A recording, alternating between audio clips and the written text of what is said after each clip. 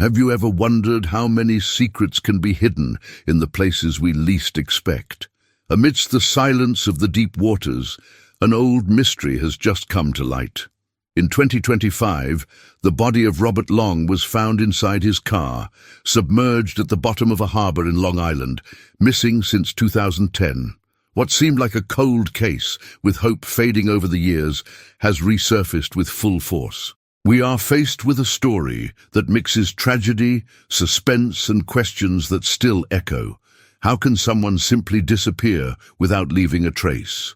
The growing desperation of the family, the investigations that dragged on for years without answers, and now, 15 years later, the discovery that promises to turn every page of this mystery. In this guide, we'll dive into the details. First, we'll reveal the facts known at the time of Robert's disappearance. Then we'll investigate the hypotheses that have been raised over the years. Was it an accident? Was it a crime? We'll examine evidence, testimonies, and twists and turns that have baffled even the most experienced investigators. Finally, we'll present the shocking outcome with the gruesome recovery of the car, the bones found in the trunk, and the questions that still remain. Who was driving? And why did it take so long for someone to remember to look at that submerged spot? Get ready for an intense narrative, guided by facts from police historians, technical surveys, and emotional testimonies.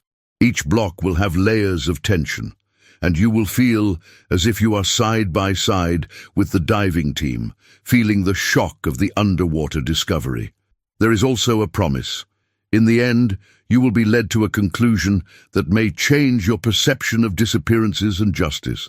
The voice that will accompany this story will be that of the narrator-investigator, always close, revealing, and human.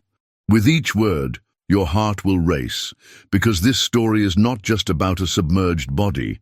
It is about lost and rediscovered hope, about the invisible forces that guide our destiny when we least expect it. So stay with me and dive deep, literally, into this unexplained case. Robert Long has slept in uncertainty for 15 years.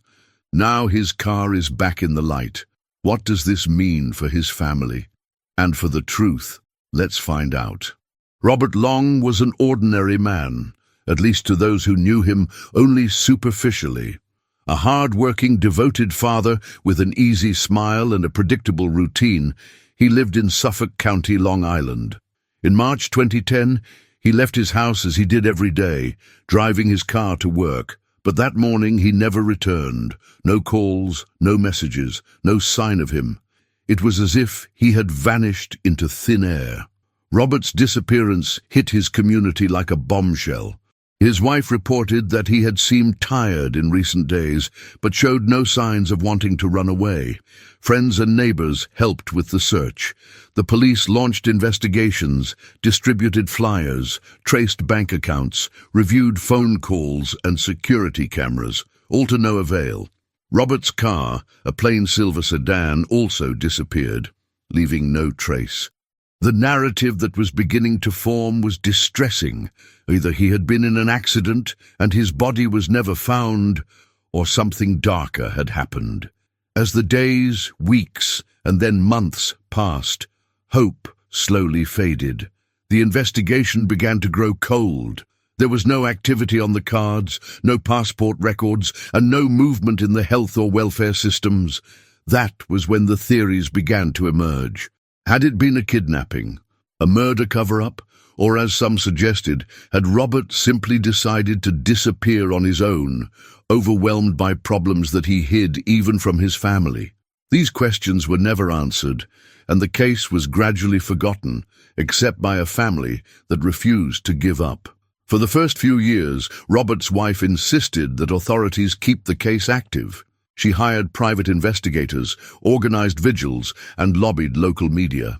But even with all this persistence, there was no new evidence. The last known image of Robert was from a security camera that showed him filling up his car at a gas station near his home. And after that, there was complete silence. The mystery deepened. At the same time, despair gave way to silent, painful mourning. The pain of not knowing whether he was alive or dead gnawed at the family members' souls. Over time, people began to move on, not because they wanted to, but because life goes on. Meanwhile, Long Island Harbor went about its normal routine. Boats came and went, fishermen worked, tourists strolled. No one suspected that there, deep in that murky water, a truth had been sleeping for 15 years that no one had been able to reach.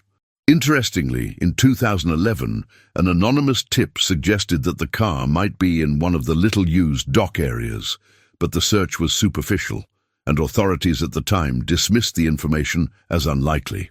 This detail, ignored at the time, now seems almost prophetic. Robert Long became a name that occasionally appeared on missing persons forums, his face circulated among so many others forgotten by the system. But his wife never stopped lighting a candle on the anniversary of his disappearance. She never stopped imagining the sound of his key in the door or the smell of the coffee he made on Sundays. It was as if a part of her remained frozen in 2010. The story seemed to be over without a final point. However, fate had other plans.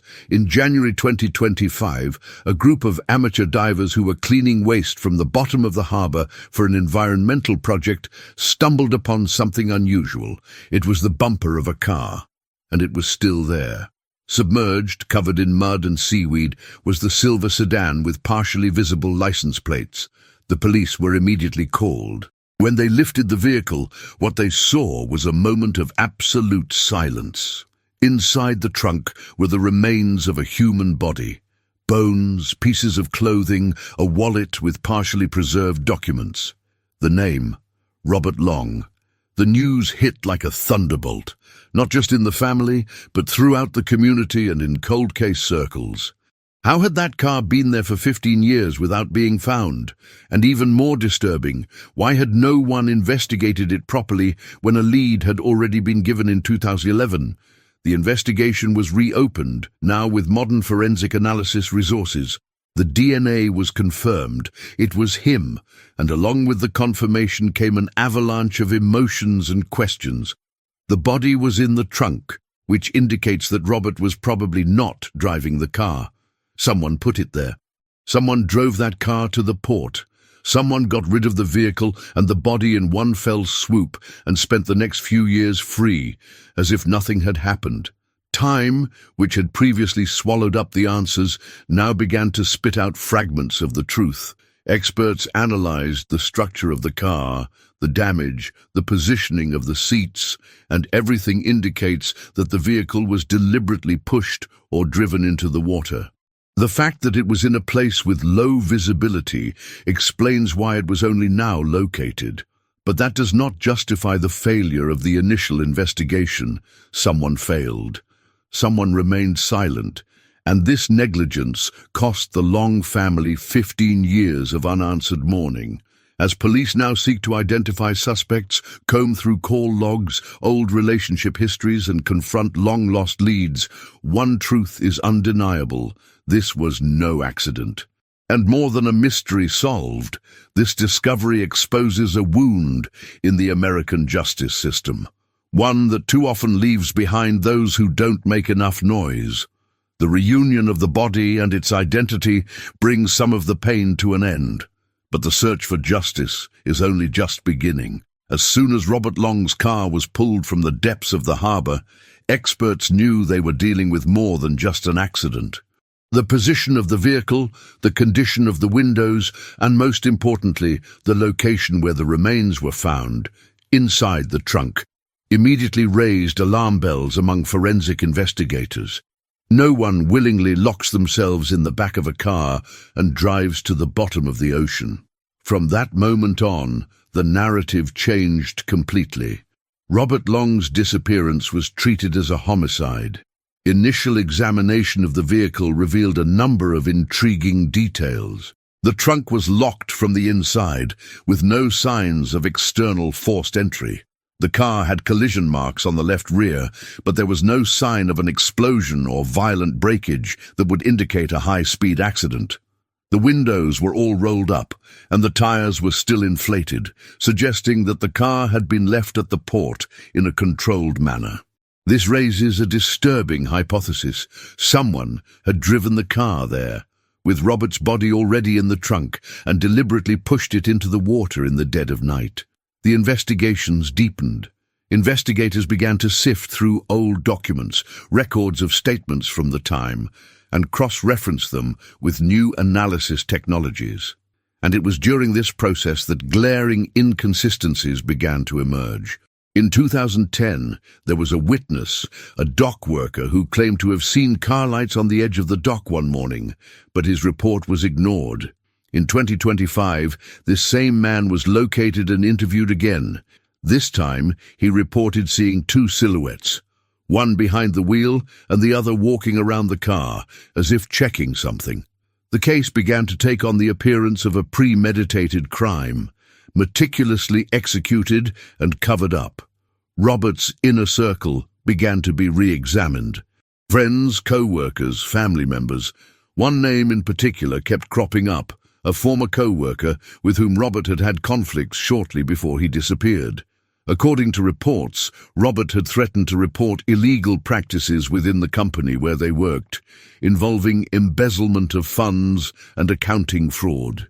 This was never formalized, but it reportedly caused discomfort and arguments. The man in question left the company 3 months after Robert disappeared and moved out of state. He had never been formally investigated, and his record seemed clean. But in 2025, investigators turned their attention to him. When retracing old phone records, a record was found, a call between Robert and this colleague the night before he disappeared. It lasted 47 seconds. No one knows the content of the conversation, but the length of time and proximity to the disappearance reinforced suspicions.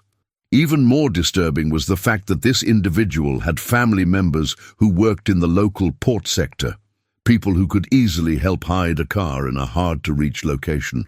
The police requested new warrants and began tracing bank accounts, digital files, and communication networks from the time. There is still no confirmation of involvement, but the focus of the investigation has narrowed dramatically. Another factor that supports the theory of homicide is the exact location of the car. The spot where it was found is remote, hidden behind a small stretch of sand, surrounded by vegetation.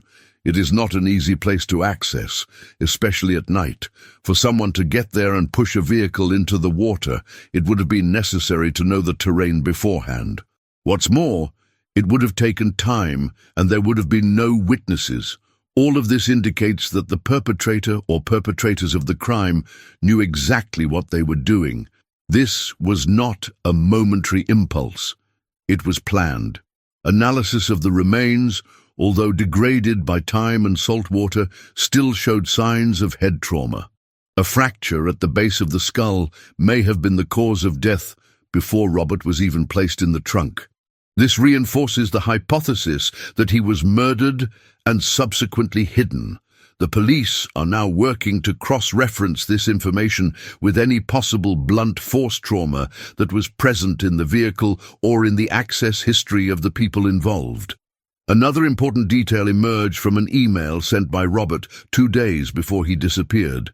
In it, he mentioned that he was about to do something important, but did not go into details. This email was forwarded to a close friend who at the time did not realize the gravity of the statement.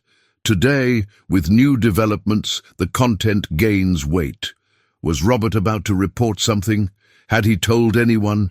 And did that person, out of fear or complicity, remain silent for all these years? The questions are mounting as details emerge.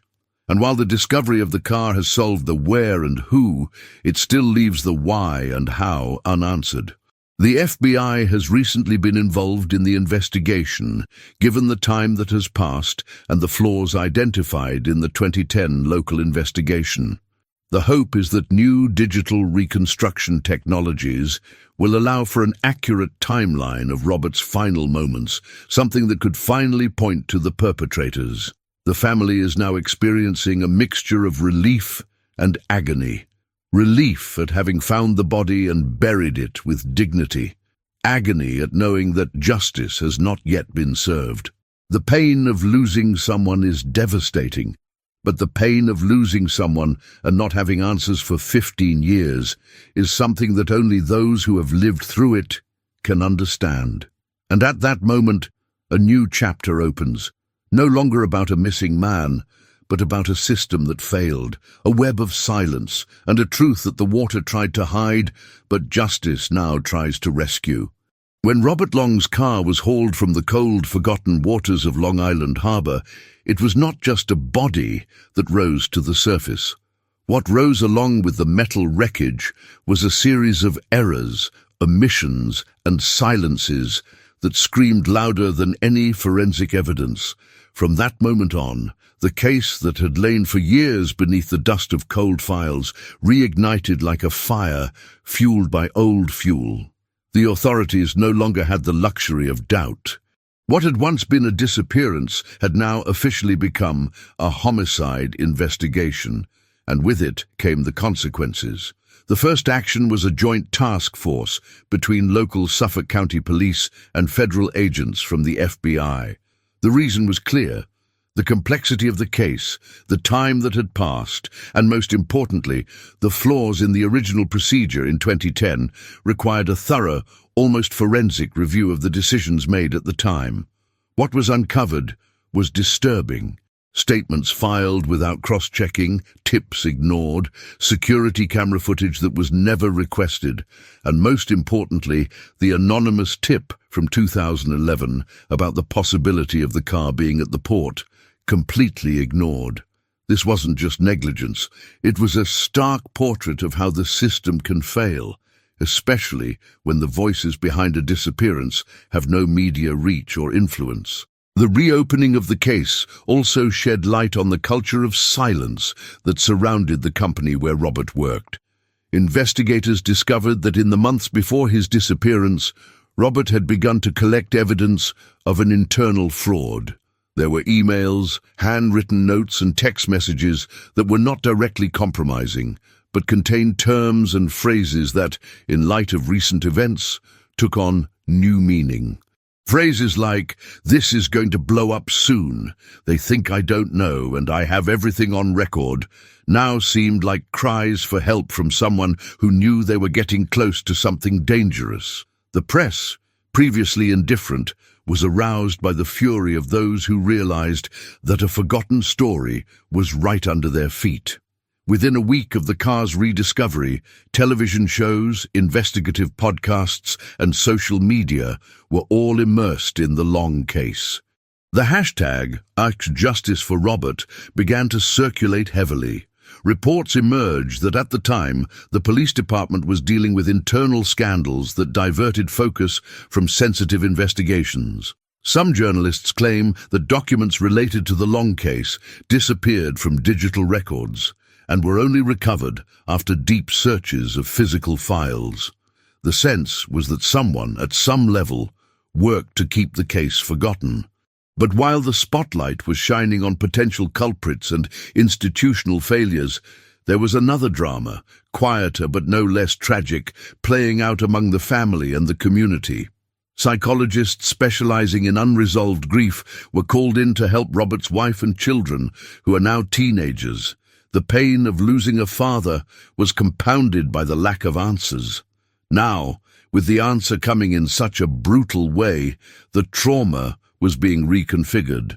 In a recent interview with the press, his wife said, "I prayed every day to find him. I never imagined I would find him like this, and knowing that he was so close all this time, that's what hurts me the most." The community that had previously only whispered about the disappearance was now uniting in vigils, protests, and public demands for justice. Investigators, in turn, have established a new timeline. Using phone records, GPS histories from old devices, and cross-referencing of bank records, they have been able to map Robert's last movements up to approximately 10:45 p.m. on the night of his disappearance. A 2-hour window remains open, enough time for a meeting, an argument, a scam, and the execution of a dark plan. The challenge now is to fill that gap with evidence. Security cameras near the port were recovered from companies that fortunately kept long-term records for tax purposes. One of them, the most promising, recorded nighttime images of a car matching Roberts entering the port area around 12:15 a.m. It is not yet known who was driving, but digital forensics are working to enhance the frames and attempt to identify him.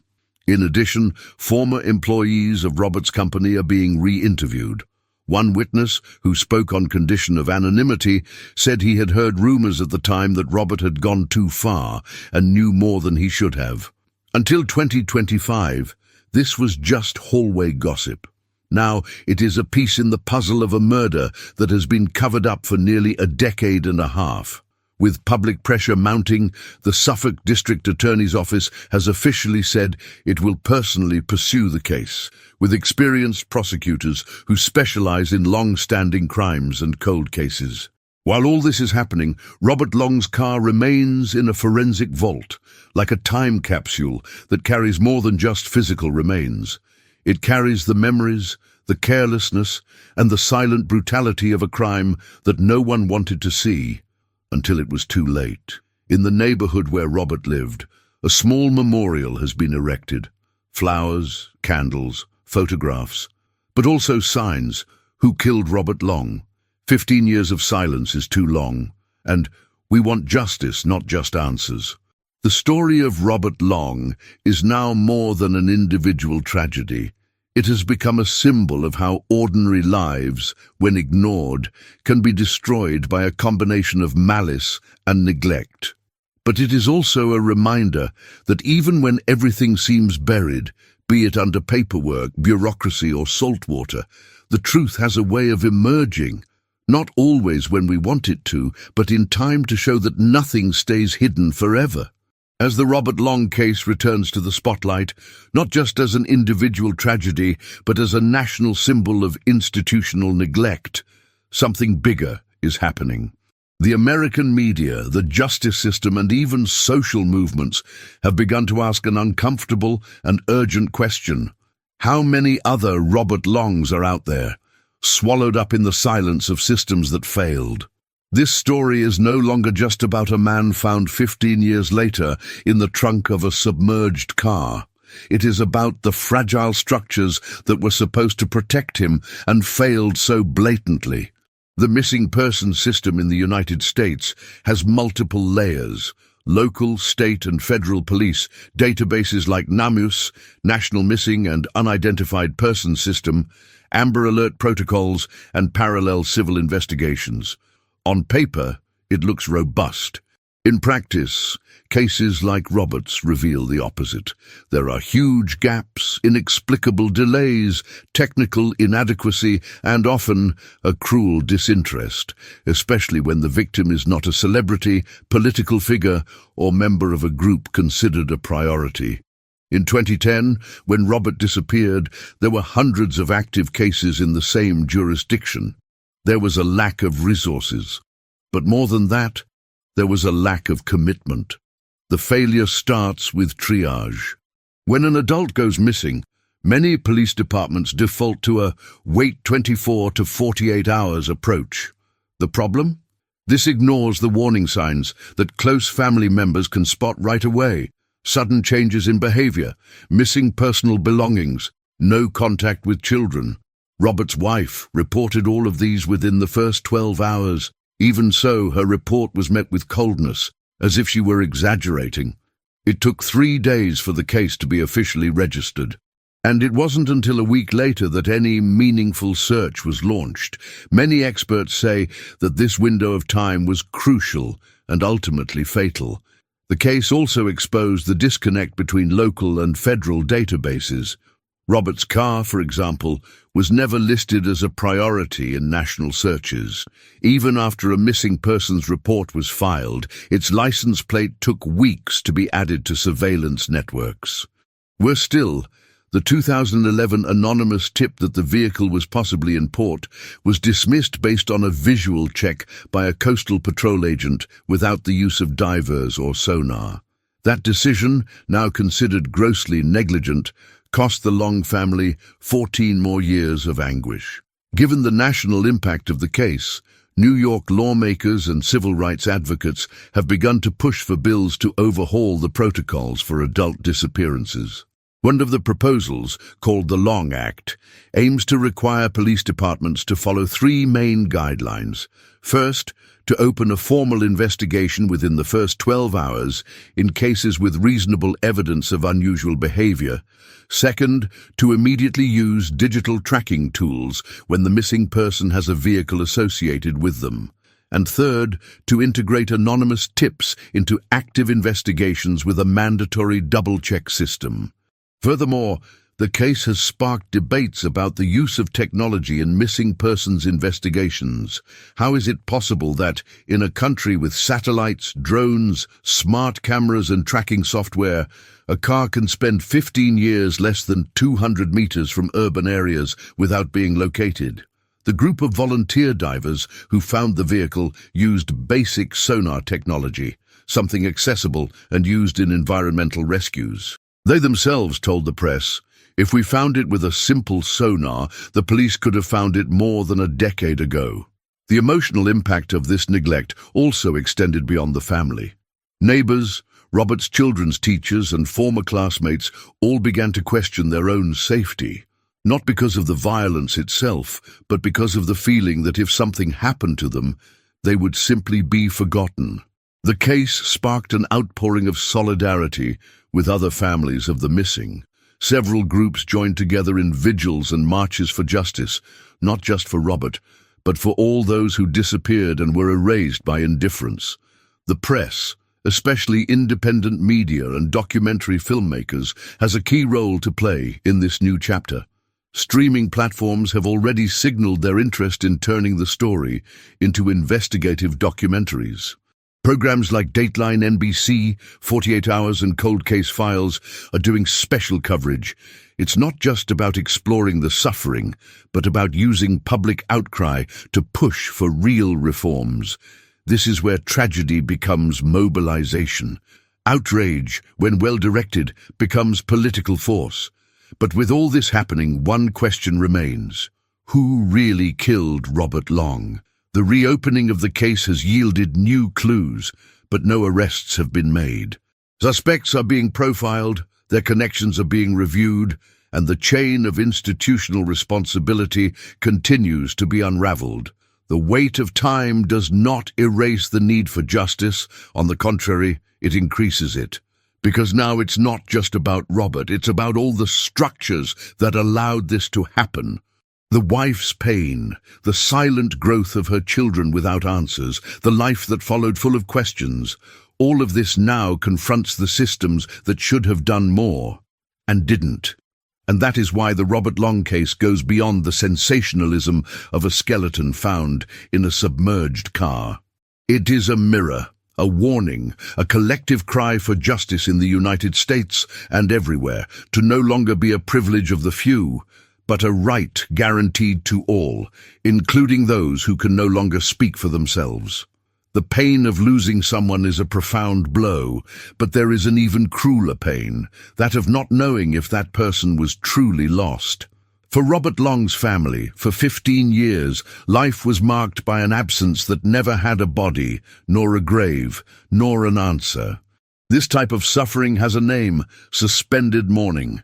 It is when the pain of loss mixes with hope, and both coexist as opposing currents within the soul. There are no closing rituals, there is no certainty, everything remains open, and time, far from healing, only digs this invisible wound deeper. Robert's wife lived through those years as if she were walking on thin ice, unsure whether she could move on without appearing to give up. "I couldn't sell his clothes. I couldn't change his phone number. I kept everything the same, hoping that one day he would show up." She said this in a recent interview, her voice shaking and her eyes dry, not for lack of emotion, but because the tears had already been shed 1,000 times. Robert's children grew up not knowing whether to call him the father who died or the father who disappeared. Every birthday was a mix of celebration and anguish. Every Christmas, a reminder of an empty place at the table. And worst of all, every newscast, every unexpected phone call, every shadow of someone on the street rekindled hope, only to crush it again the next moment.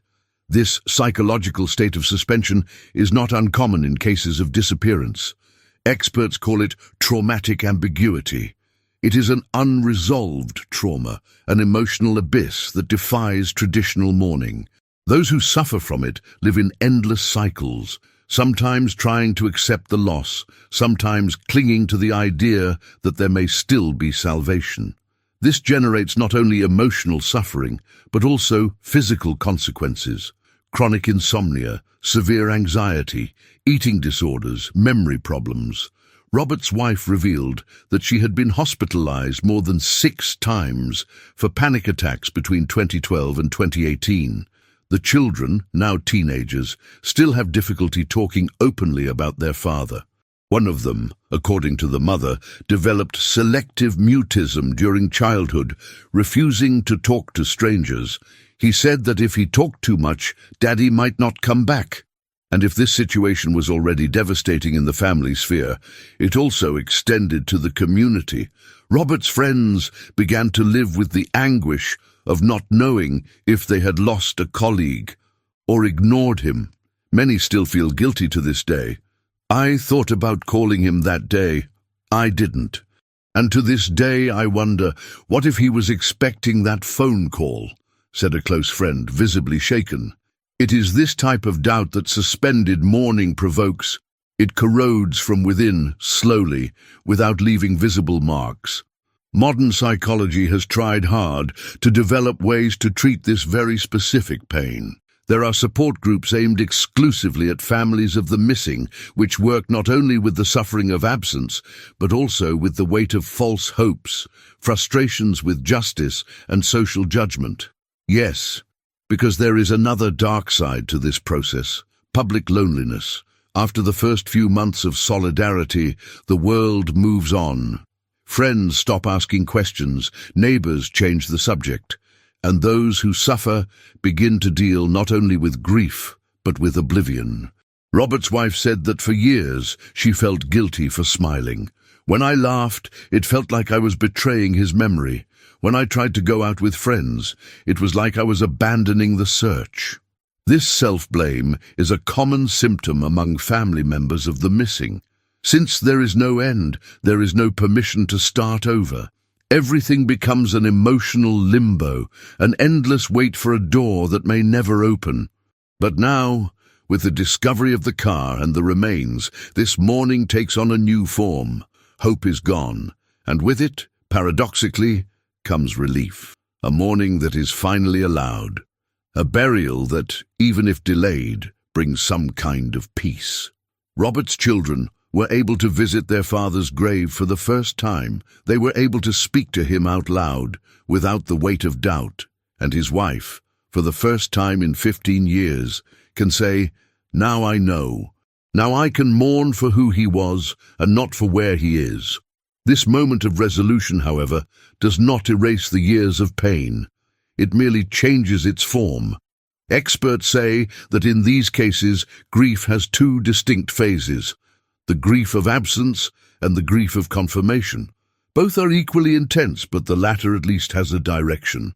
Now there are rituals, there is memory, there is narrative, and this, while not bringing justice, brings meaning. The Robert Long case has become a catalyst for this national discussion. Mental health programs are being re-evaluated in several states. Some clinics have already started specific training to serve families of missing people with methods based on narrative therapy, EMDR, eye movement desensitization and reprocessing, and other techniques aimed at complex trauma. Civil society organizations are asking police departments to include psychologists in the initial stages of communication with families of missing people. Because it's not enough to just look for them. You have to care for those who are left behind. Suspended mourning is a prison without bars, where hope is the cell and doubt is the key that never turns. For the Long family, that cell opened late, but it did open. And even with the pain still raw, there is now room for remembrance, for longing, and perhaps in time for some form of peace. 15 years of silence. 15 years in which Robert Long was just a few feet below the surface, and no one knew. His body, locked in the trunk of a car, forgotten under the dark water of a busy harbour, not only held the bones of a man, but also the omission of a society that failed to search for him properly. Now, with the eyes of the nation focused on this case, what was once a tragedy begins to reveal itself as a powerful wake-up call, a watershed, a milestone. Because the cry that Robert Long was never able to utter in life now echoes, loud and deep, from the grave that was denied him for so long. The recovery of the car, with its corroded bodywork and the wet documents still legible, was not just the end of a search. It was the beginning of a reconstruction. Of reputations, of lawsuits, of consciences. The Suffolk County prosecutor declared at a press conference that the Long case will be studied for decades as an example of what happens when we leave the forgotten on the sidelines. The investigation, still ongoing, already has 3 suspects being formally monitored, including Robert's former co-worker who, in the days before the disappearance, was involved in intense corporate disputes and who today, even denying involvement, cannot explain gaps in his schedule and movements. But beyond the search for culprits, what is being built now is something even bigger: the reform of a culture that normalized disappearances. Across the country, cold case units have begun reviewing old files with new digital tools. Artificial intelligence, predictive modeling, historical georeferencing, all are being used to help those who are still missing, but perhaps only badly sought. Robert Long's name is already being mentioned at academic conferences, criminology roundtables, and public policy panels. And not just as a victim of a crime, but as a symbol of what happens when the state fails to live up to its most basic function, to protect, investigate, and honor human dignity to the end. Media coverage has intensified in recent weeks. Documentary filmmakers from Netflix and Vice are already producing series based on the case, but the focus is not only on the mystery, but also on the omission. The script is not just about the police. It is political, institutional, and human. The question that guides these productions is no longer who killed Robert Long, but rather, why didn't anyone look for him properly? And the answer, painful, reveals silent prejudices. Robert was not famous, he was not young, he was not a risk profile, according to the informal criteria used by police departments overwhelmed with cases. He was simply another adult who disappeared, and for this reason, he was considered less urgent. This perverse logic, now exposed, is being challenged. In legal and legislative circles, changes have already begun. The bill, Robert's Law, as it has been called, is moving through Congress with bipartisan support that is rare these days. Its goal is to ensure that any adult disappearance is treated with the same degree of rigor, regardless of the person's history. It imposes time limits, requires real searches, including physical inspections of areas indicated by complaints, such as the port itself, and establishes external audits of police departments that close cases without sound technical justification. But perhaps the most profound impact of the case is where the cameras don't show it, on the families who are still waiting. Since Robert's story was broadcast nationwide, thousands of messages have been sent to police stations, search programs, and specialized NGOs. People have asked if their loved one could also be somewhere nearby, forgotten, hidden under the ground or water. And more than that, people have been encouraged not to give up, to ask for reassessments, to demand dignity.